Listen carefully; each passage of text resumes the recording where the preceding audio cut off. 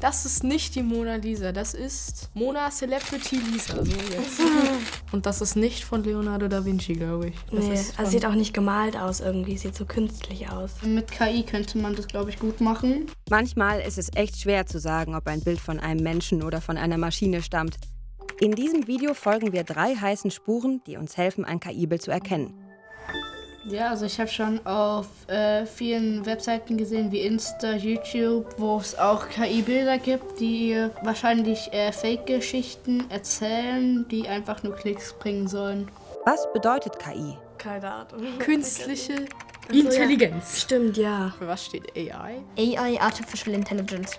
Genau, KI steht für künstliche Intelligenz und meint ein Computerprogramm, das aus vielen Beispielen, man nennt sie auch Trainingsdaten, lernt und damit dann Aufgaben lösen kann, die früher nur Menschen machen konnten. Also zum Beispiel auch oft für Marketing oder so wird KI eingesetzt oder auch zum Beispiel einfach für so Online-Sketches oder Videos. Wenn ich mal so durch die Stadt laufe, sehe ich auch die Werbeplakate an Bushaltestellen. Ich weiß ja nicht, woher die kommen, aber glaube, da kommt auch schon relativ viel von KI oder so. Also man gibt einen Prompt ein, also zum Beispiel erstelle mir ein Bild oder sowas über eine Sonnenblume und dann wartet man einfach, bis das Bild da ist. Supi. Wichtig, die KI arbeitet mit dem, was sie kennt und versteht nicht, was sie tut. Du kannst mit deiner menschlichen Intelligenz genau hinschauen und der KI auf die Schliche kommen. Let's go. Erste Spur, dein Bauchgefühl.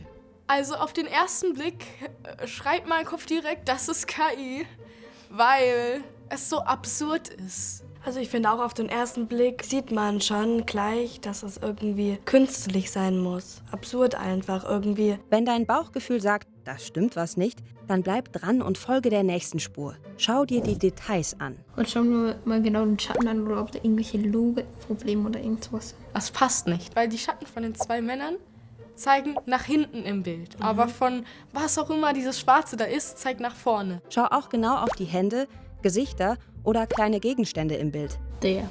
Easy. Ja, von einem Mann, da ist die Hand abgeschnitten. Achte auch auf Übergänge. Verschmelzen Körperteile, Kleidung oder Gegenstände? Der Löffel, der ist gefühlt geschmolzen.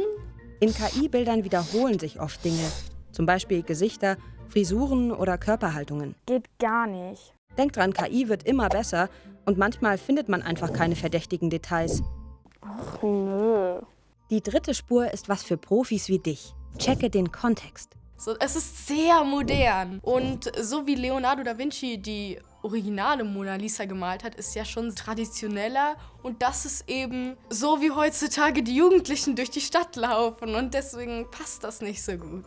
Egal, ob du ein Bild im Museum oder im Internet siehst, schau, welche Infos du rund ums Bild findest. Check erst mal, woher das Bild kommt. Vertrauenswürdige Quellen geben dir in der Regel auch weitere hilfreiche Infos, wie zum Beispiel, wer hat das Bild gemacht? Lässt sich etwas über die Person herausfinden? Auch wichtig, wann ist das Bild entstanden und in welchem Zusammenhang ist es aufgetaucht? Je mehr du über ein Bild weißt, desto besser kannst du es einschätzen. Check. Steht ein KI-Hinweis dabei? Super, so soll's sein. Wenn nicht, weißt du jetzt, worauf du achten kannst. Ganz wichtig, das sind 3 heiße Spuren, keine sicheren Beweise.